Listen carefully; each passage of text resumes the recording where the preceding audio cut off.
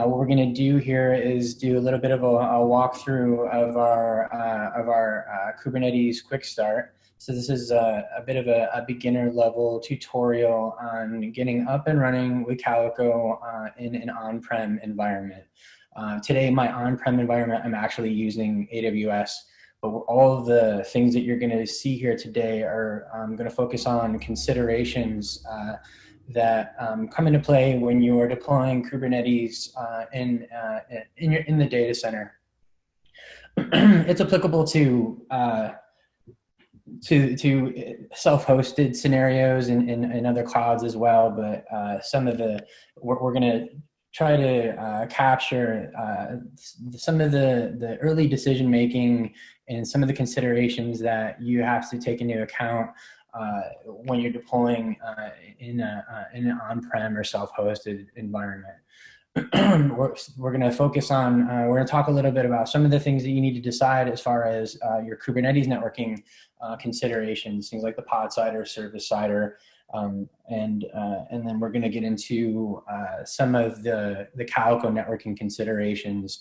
Are we going to deploy, is the Kubernetes cluster network, is it going to be private, or are we going to integrate it with the layer 3 routing fabric and expose the pod sider and the service sider to the rest of the networking gear outside the cluster?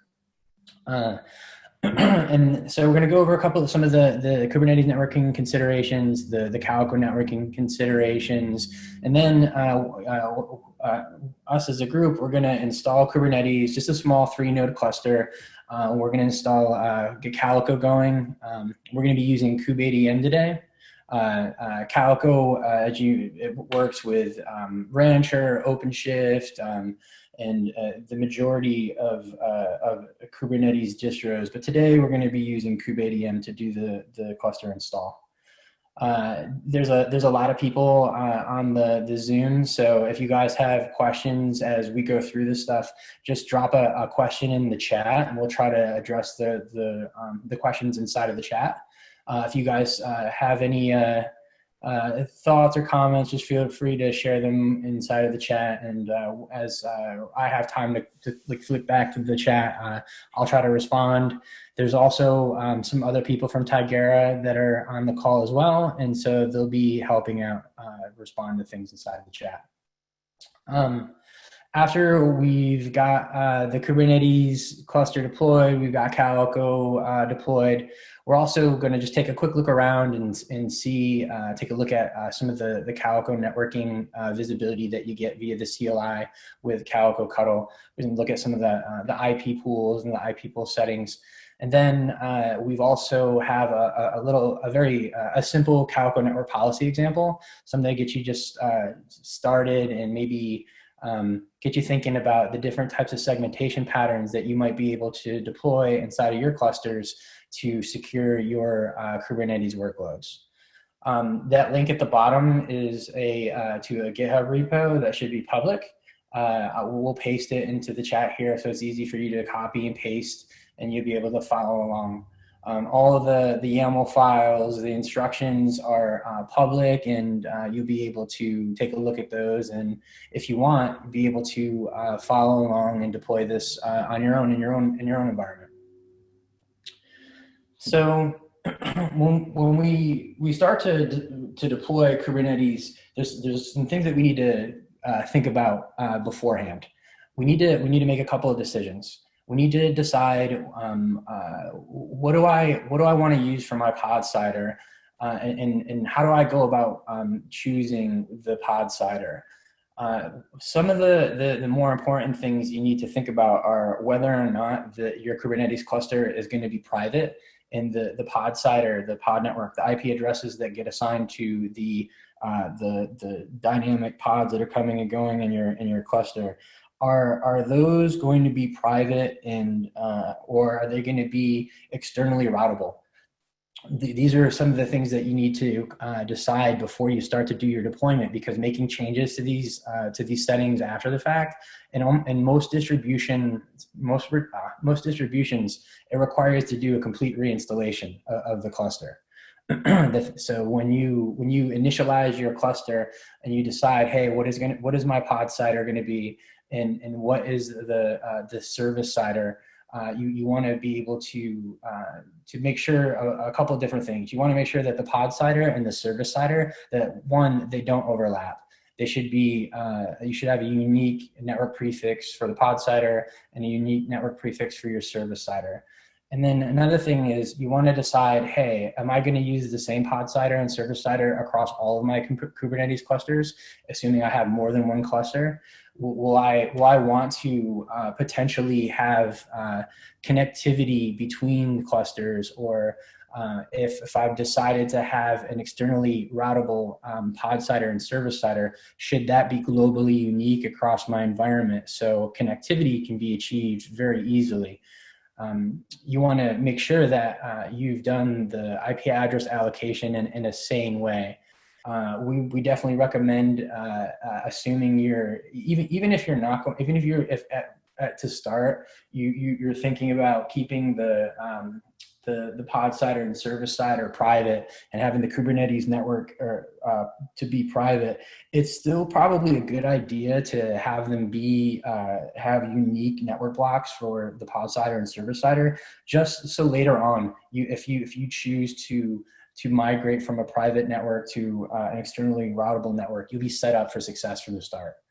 Another configuration setting that is determined on install is the kubeproxy mode to use.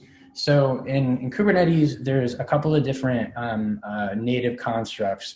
There's pods, which represent the workloads that are running inside of our cluster. And then there's a concept of services. And what services are basically a mapping, a well-known IP address to the dynamic IP addresses that identify the individual pods. Services are load balancers in Kubernetes for pods. And it can be implemented in a couple of different ways. Services themselves are implemented by kubeproxy. Kubeproxy can run in a couple of different ways. The typical, the majority of the options that you see used in the wild are either IP tables mode or IPVS. And you can choose to use either IP tables or IPVS. And when it comes into play really is like when you have lots and lots of services.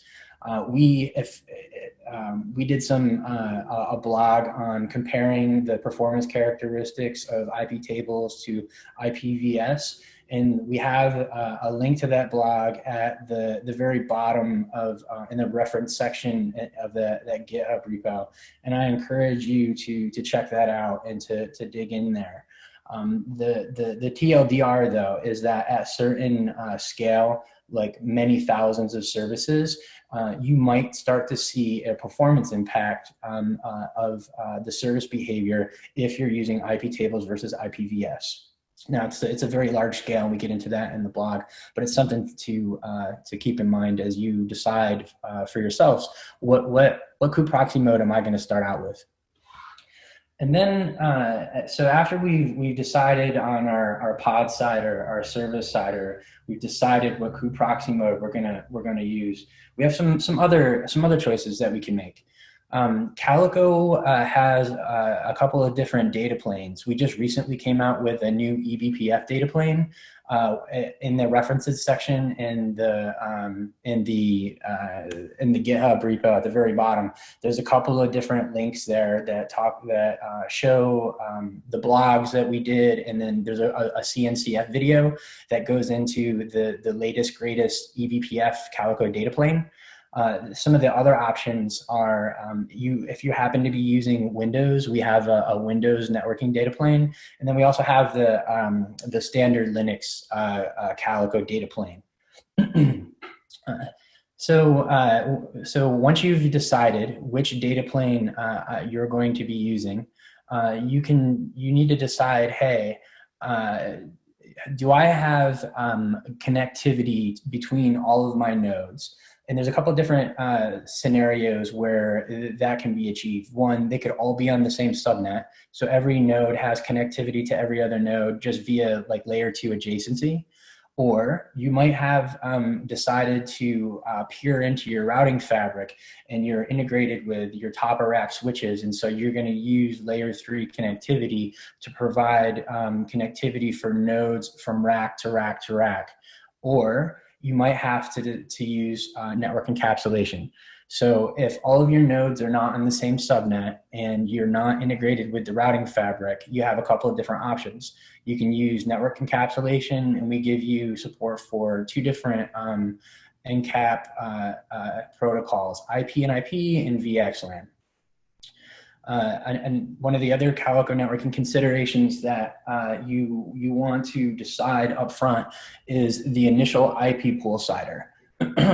By default, if you do an installation of Kubernetes and you don't specify the initial IP pool CIDR that you're going to use for your pods, I believe Calico will choose whatever you've chosen for your for the pod CIDR. So if you've got like 10.48.0.0/16 and you don't specify a smaller network prefix for that initial IP pool, Calico will just use that whole /16. So you can be a little more judicious in how you, in the first IP pool CIDR.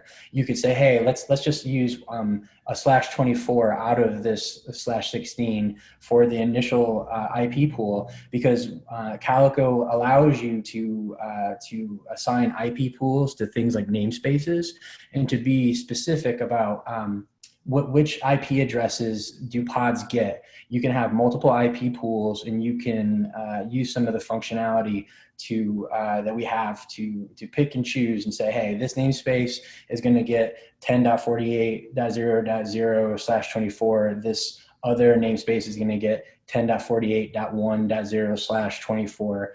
And what that does is that sets you up for being able to whitelist and be able to further control access as the communication from inside the Kubernetes cluster outside the Kubernetes cluster. When workloads are having to reach like some north-south traffic, and they're trying to reach outbound past potentially through firewalls and things like that. We work with a lot of customers that will start off just allowing every node in their cluster. They got 100 nodes or 1,000 nodes, and they have to, and the workloads running inside this cluster have to access something beyond a firewall.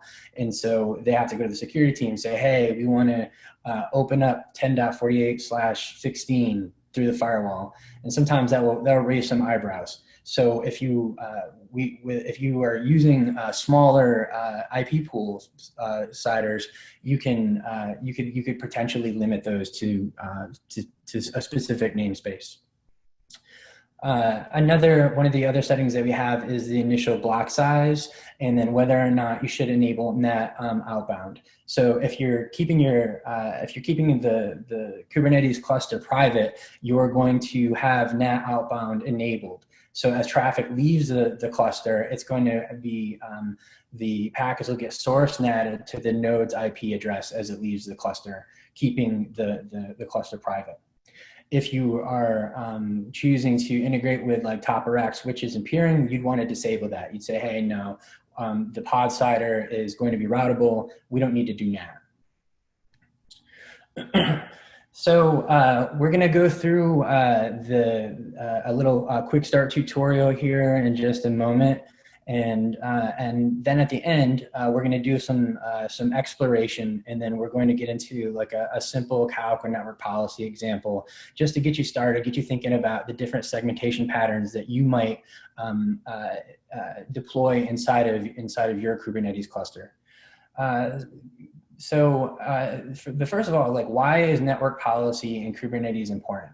Well, one of the things that I've seen as we've worked with like different customers in their Kubernetes journey, as when companies start moving from more of like a playground sandbox environment and they start deploying real applications inside of the cluster, you tend to the Kubernetes teams, they have to collaborate with the security teams and the networking teams, and people realize, hey, everything can talk to everything inside of this network.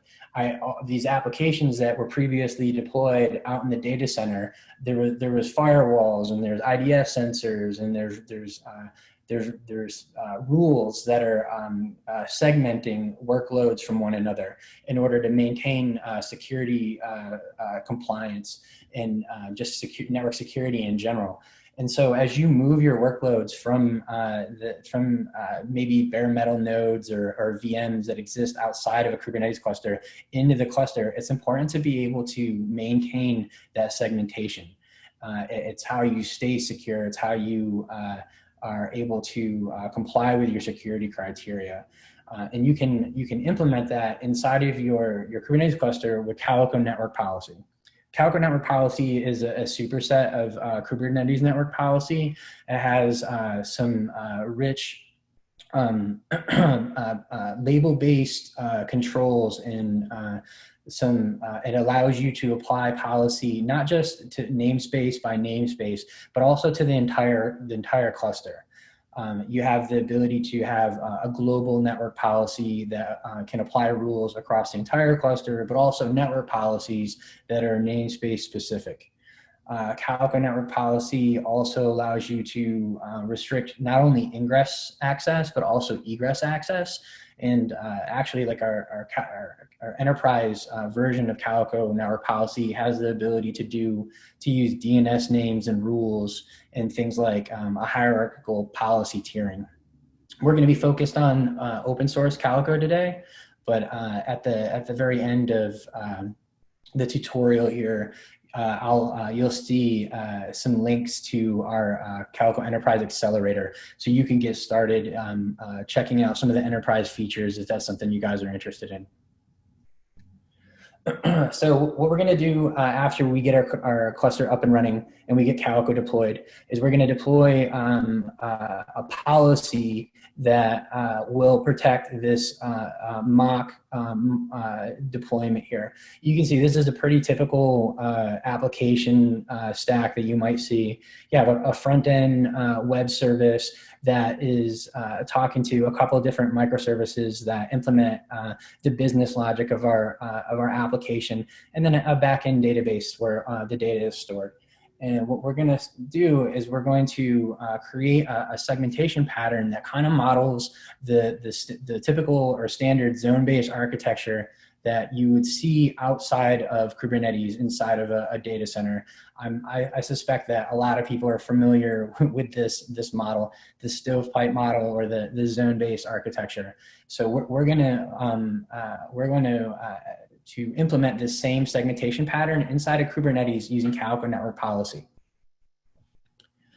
All right, so back to this, let's get started.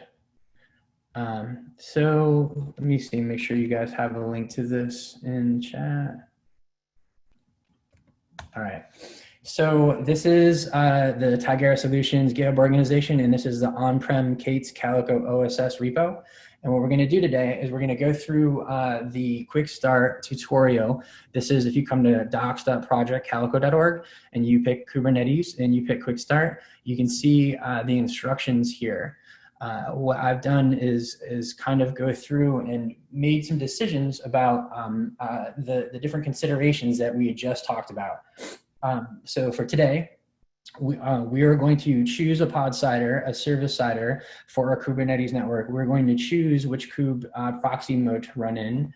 And then we're going to choose the data plane, the IP pool sider, the block size, the NAT outgoing mode. And we're going to determine whether or not we need to use encapsulation. And then we're going to start to do the installation together. So today for the tutorial, I've decided that I'm going to have a pod sider, a 10.48.0.0/16, And then I'm going to have a non-overlapping unique CIDR for the service CIDR. So you can see that the pod CIDR and the service CIDR are not overlapping, and that's important when you do your Kubernetes networking configuration. We're only going to be running less than 2,000 services today. We'll probably only have like 5 or 6 Kubernetes services. So we're going to use IP tables, and that will be just fine. For the Calico networking considerations, we're going to be using the standard Linux networking data plane. One of the things that's special about Calico is it's very performant, and it enables like very low latency, because we're not really in the data path where we're dynamically programming rules into the Linux kernel, enabling connectivity and enabling network security enforcement, network policy enforcement in a distributed way across all the nodes that make up the Kubernetes cluster. We're going to start off with an IP pool, a 10.48.0.0/24. So we're not going to use the entire pod CIDR. We're going to just use a small piece of it for our initial IP pool. And then we're just going to take the defaults, the default /26 block size, and we're going to leave NAT outbound enabled today. Our cluster is going to be private. It's not going to be peering with any of the external network connectivity today. Let's see. All right. So we're going to do this live here today. I actually just upgraded this to the latest version of Kubernetes supported by Ubuntu. I'm going to be deploying on a Ubuntu 18.04. So I just upgraded this, and I didn't test anything. So hopefully everything works out. So the first thing we need to do is we need to install kubeadm on all of our nodes. We need to get kubeadm on here, and we also need to have IP set. And some of the other friends here. We need to have a Docker and IP set. So Calico network policy enforcement is done using IP tables, IP set, and IP sets. And that's a much higher performance implementation of network policy enforcement than the way that, say, for example, kubeproxy's use of IP tables. Sometimes you'll hear people will bring up the performance of IP tables policy enforcement, and when most of the time when they're talking about that, about the at certain scale how IP tables can start to come into play, they're talking about the kubeproxy implementation. Calico network policy uses IP tables, IP set, and so I just want to call attention to that. So let's get started and start to deploy our cluster. So we've got a 3-node cluster. This is gonna be my master, and then I'm gonna have 2 workers. The first step is to simply provision the cluster. So let's do that.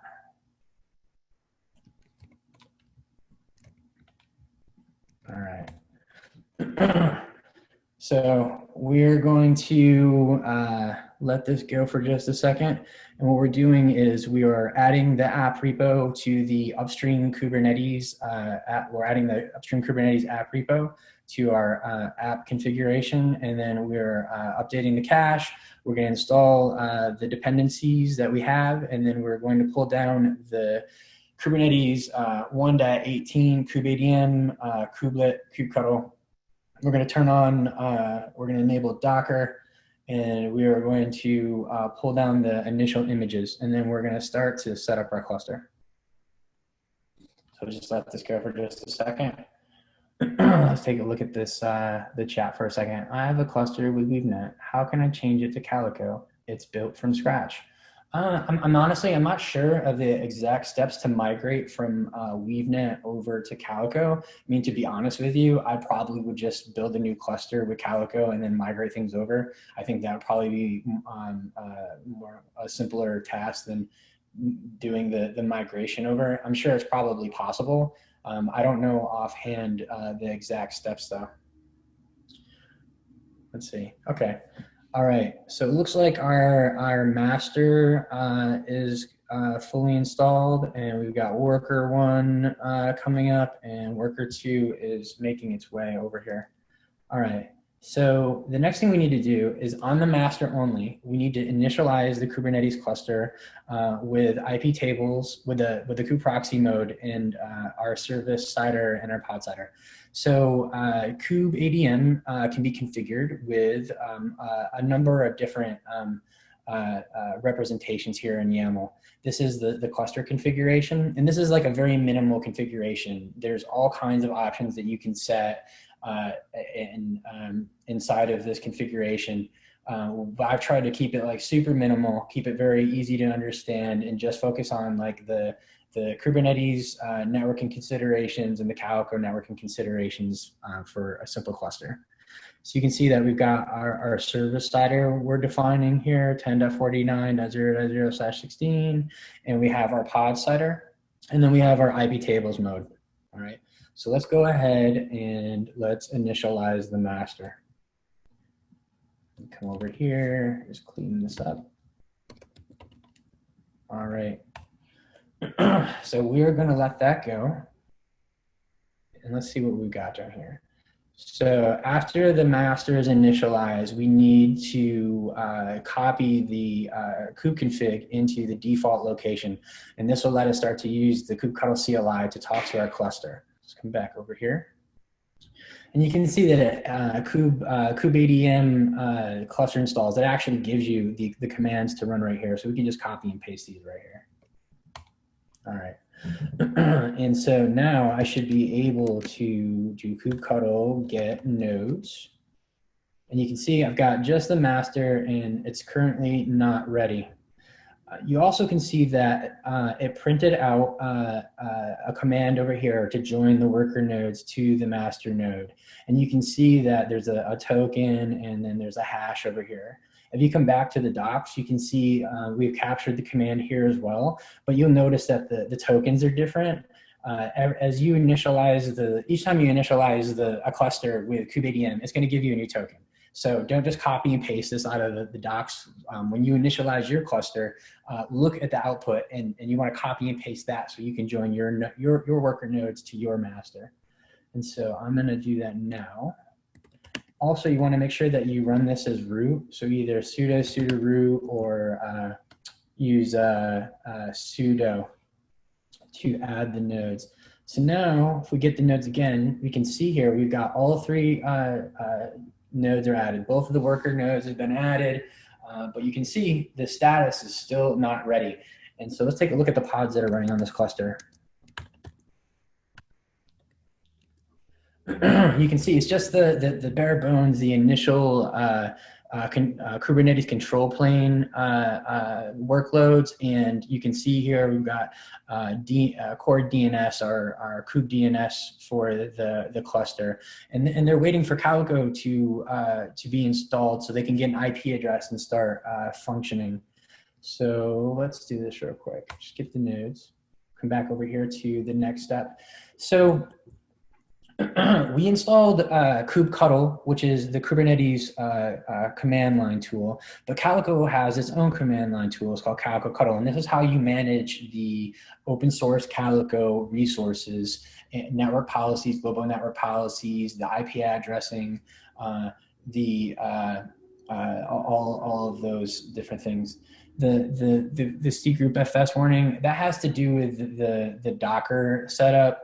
You can configure, there's like some Docker additions that I could add to make it so the warning doesn't happen. It's not something to worry about. So let's install calico ctl.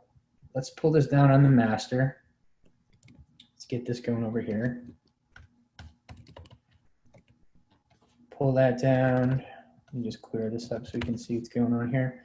So we've got calico ctl. We pulled down the binary. Let's go ahead and make it executable. And then let's move it into my favorite bin directory, user local bin. All right. And then so now we should be able to run the calico ctl command. And so the next thing that we need to do, so we've installed the binary, but now we need to configure it. So when we created the cluster, we copied our kube config into the .kube config directory. this calico cuddle configuration, these are all documented in our docs. If you come up here to Calico, you can see Calico Cuddle. And so you can get more information about installing and configuring our CLI. What I'm going to do is I'm going to use the KDD data store, the Kubernetes data store type for our configuration, and I'm just going to point it at that kube config.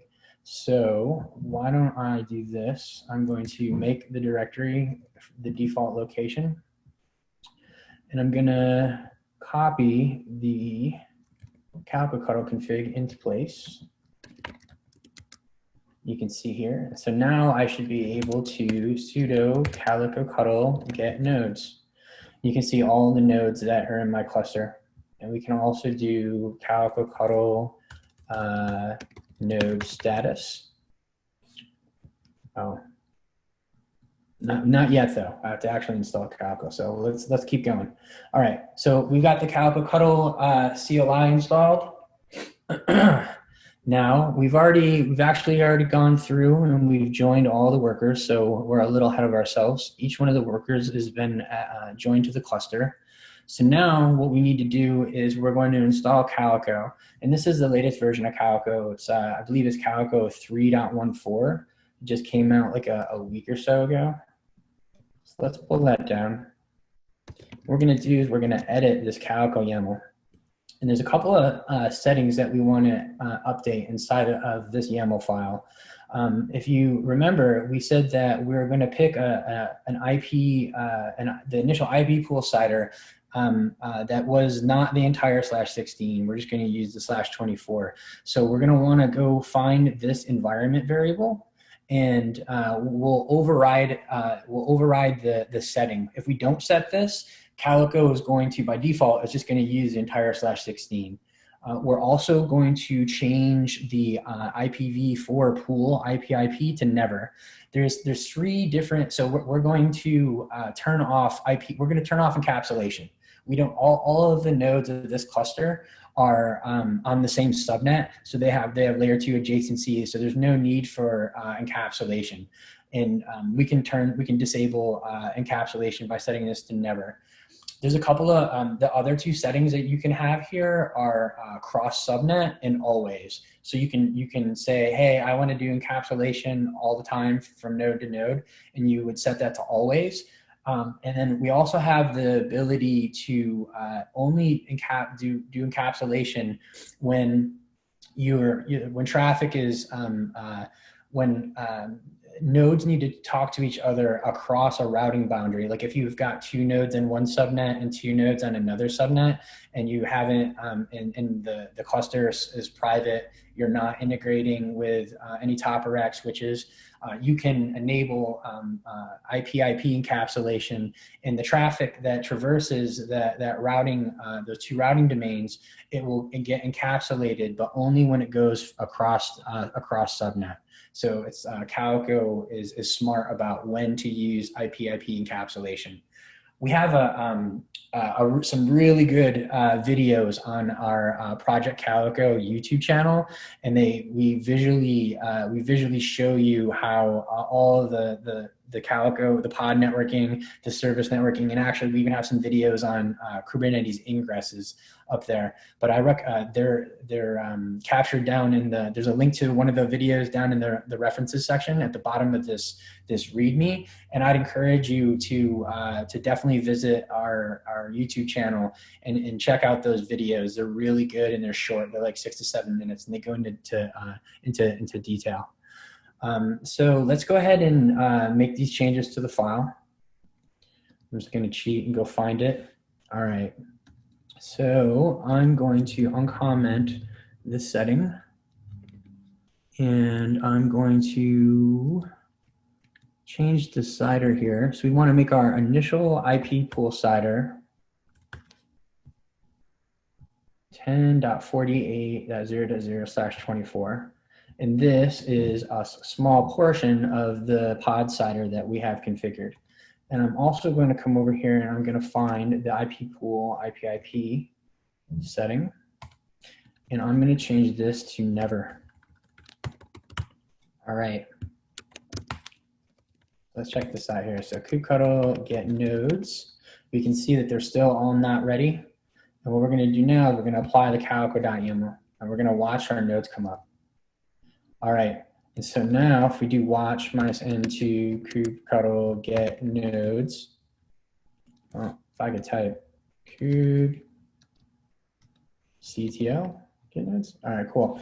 So we can see the master is ready. And now one of our workers is ready. And now the other worker is ready. Okay. And now let's take a look and look at the pods that are running. How about get pods -a? All right. And you can see that the pods that were the DNS pods, where'd they go? Right here. So Calico nodes coming up. We can also see core DNS is coming up, and you can see that they're getting IPs out of our initial IP pool 10.48.0/24. So these workloads, these Kubernetes workloads, are coming up, and they're getting IPs allocated out of that initial IP pool CIDR. All right. So now that we've got Calico installed, let's take a look around. So let's run that command again, that calico node status once more. All right, we can see that our worker nodes are showing up here, and you can see that Calico has established a full BGP mesh between all the nodes in our cluster, and this allows us to route packets across nodes to the pods, from pod to pod, so enabling east-west traffic inside of the Kubernetes cluster. You can see the peer addresses, you can see the peer type, and you can see that it's established, and it means that connectivity to state is up. So we're good to go. Come down a little bit further, we can take a look and we can see that initial IP pool that was created when we applied the Calico YAML. So you can see that we've got a 10.48.0.0/24. So we were specific about the IP pool that we wanted to use for our first IP pool. You can see that we've disabled encapsulation, so IP mode is set to never. We've decided that our Kubernetes cluster network is going to be private, so we're going to enable NAT outgoing true. So as traffic leaves our cluster, it's going to get source NATed to the node's IP address, the particular node that particular workload happened to be running on. And let's take a look. One of the other areas of visibility that you can gain with the Calico CLI is into the IP address utilization. Calico has an IPAM plugin that allows you to be very well to ensure that every IP address that you have allocated in your IP pool can be used, and to make sure that there's no wasted IP addresses. And we can take a look into that utilization using the CLI. And you can see that here's our IP pool. You can see the total IPs. You can see how many are in use. And you can also get a sense of the different blocks that get allocated to the individual nodes. You can see that we've got 2 blocks allocated. And you can see the percentage of IP address utilization for each one of your the different blocks as Calico IPAM will create new additional blocks as you start to saturate or make use of the initial IP addresses here. So that takes us to through the initial setup. So what we've done, just to recap real quick, we've gone through the initial considerations. We decided the Kubernetes network considerations that we needed to choose up front. So we know that we've got non-overlapping IP address scheme happening, and we also have our Calico considerations that have been decided. We're not doing any encapsulation. All of our cluster nodes are on the same layer 2 network, the same subnet, so we don't have to have encapsulation. So we can just we don't have to have any. There's no overhead associated with. We've turned off encapsulation, so we don't need it, and we gain that performance benefit of not having to have encapsulation. And we also have just gone through and taken a quick look at some of the visibility that you get with Calico Cuddle. You can inspect the state of the cluster, the configuration, and the connectivity, and you can also get a look into the IP address utilization across your cluster. So now we're gonna get into the simple Calico network policy example. We're just gonna start off, let's look and see what network policies are applied to the cluster. So if we come in here and we look, and we see by default, there currently is no network policies. And let's look and see what global network policies we have. So the network policies are applied to namespaces, and then Calico also has a concept of global network policies that allows you to create network policy for the entire cluster. You could say, hey, this entire cluster is going to start off with a default deny policy, and I'm going to be explicit on what I allow. I might create a network policy for the entire cluster that says, hey, I don't want to allow any egress connections from any workload inside of my cluster outbound to a list of known bad actors or potentially embargoed countries, or maybe this particular cluster is only allowed to allow outbound access to dev resources, and I want to make sure it's not talking to my staging or to my production workloads. Those are the kinds of things that you can do with network policies and global network policies. Today, what we've done though is we've created a network policy that models a zone-based architecture where you have different security zones, where you have a DMZ, and we allow inbound access from an untrusted network into the DMZ. And then we have behind the DMZ, we have a trusted zone where our APIs and our microservices live. So in the DMZ, we've got our web front end. We've got behind that, we have a trusted zone where our microservices, the API microservices that make up the business logic of our demo application live. And then we have a trusted zone where our database backend would potentially live. Let's take a look at that policy real quick. Let me just come back up here and I'll just browse through it.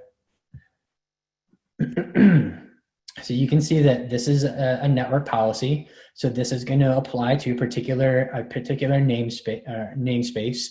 You can see that the name of this network policy is DMZ. This is, you can see that it's going to select all workloads with a firewall zone is equal to DMZ, and we're going to allow inbound access from a particular network source, and we're going to allow outbound access to the trusted zone and to this application zone where I have like my logging infrastructure. A lot of times what we'll have is teams will have like shared services, things like centralized logging or monitoring, and you'll want to give your microservices the ability to log to those shared services or to allow in access so they can be monitored. We also have a network policy here that makes up our trusted zone, and you can see that we're allowing inbound access from the DMZ. We're also allowing other workloads inside of our trusted zone to talk to each other, and then we're denying all the other traffic. And you can see that we're allowing outbound access, so egress connectivity amongst the trusted zone, and then also to the restricted zone. And then finally, we have a restricted zone here, and you can see that this applies to all the workloads with the label restricted inside of this namespace that is allowing inbound access from the trusted zone and the restricted zone, and denying other workloads. So let's go ahead, let's come back, and we're just gonna quickly apply that network policy. We scroll back down here to the firewall zone policies YAML, and we're going to use Calico Cuddle to apply the policy. All right, and now we're going to take a look and see what network policies are applied across all namespaces. And you can see, so now we've got a Kubernetes cluster. We have established connectivity for all of our workloads. And now we've created a segmentation pattern that is probably familiar to most folks that have come from the VM bare metal world, where we've implemented a zone-based segmentation pattern that can be deployed to individual namespaces, or you could potentially update the policy and apply it globally to the entire cluster. And this is just meant to show you one example of a segmentation pattern that we've seen customers use. So you got your DMZ, your restricted, and your trusted zone. And this is all enabled via Calico's network policy, the label-based declarative network policy that can be managed in code. And maybe you guys are doing like CI/CD, GitOps stuff. It's one of the benefits here. You get the policy as code implementation. And so this is the references section that I was talking about. We have some links to the quick start tutorial, the comparison between the different kube proxy modes, IP tables, IPVS. I encourage you to come to take a look at this. It's got some good information and some performance comparisons between the different modes. We also have a link to the introduction to introducing the new Calico data plane that's built on the eBPF technology. If you have a newer kernel, you can start to experiment with our Calico eBPF data plane. The links to those docs are here inside of our docs as well. If you come to install Calico and you can see try out the eBPF tech preview, that can get you going with that particular, with the Calico eBPF data plane. And we also have a webinar that we recorded that I definitely recommend checking out. It's probably like a half an hour or so, but it goes into detail. Chris and Sean gave this talk, and it's really good. It's worthwhile to spend time going through that. And so I think that I'm going to leave you with this final note about Calico Enterprise. We have an enterprise version of Calico that's built on the open source offering. It has some really useful and cool features. We have the ability to recommend policy for you. So if you're starting off without any Calico network policy, Calico Enterprise can actually look at the behavior of your workloads in the cluster and then recommend to you a least privilege network policy for that workload as kind of a learn and lock feature set. We also have some guardrails around policy lifecycle. You can apply policy in a staging mode, so it's not immediately enforced. So if you're unsure about a particular policy, or you just as part of like the guardrails that you've put around creating network policy, you deploy policy as a staged policy first, and then after you've let it run for a little while, you've seen how that policy, whether or not be allowing the right traffic or denying the right traffic, you can promote it from a staging policy to an enforced policy. So you get to like a try before you buy. You can see, hey, this is what it would do in real life, like kind of like a permissive mode. And then you can easily promote it to an enforced mode where it's really going to be denying or allowing that traffic. We also give you flow logs and a GUI and some additional visibility that aid in troubleshooting policy. We also, in the latest version of Calico 3.0, we also have the ability to do multi-cluster policy management. We have multi-cluster functionality where you can designate a particular cluster as your management cluster, and you can add managed clusters to the management cluster. And that gives you this single pane of glass to be able to visually inspect and manage all of the network security controls and policy applications for your cluster. So I'm going to stop here and take a brief look at the chat and see if we got any questions we might answer before we let you guys go. Can you, from Abdul, can you use Calico BGP to advertise IPs that sit inside the application on the bot? They are generally dynamic public IPs. So yeah, with Calico, if you have the ability to peer with top of rack switches, Calico enables you to advertise the pod cider, but not just the pod cider, the service cider. And what that does is it gives you basically just like a Kubernetes native load balancing solution for your workloads. And a lot of customers that we work with in the financial industry or places where you're concerned about application performance and overhead of the network security solution. We see people doing that. You can do ECMP across the different nodes, and you have a very performant layer 3 load balancing just by virtue of advertising the service cider out across your network. We also have some telco customers that do the same over the internet. Okay, so that's all we have for today.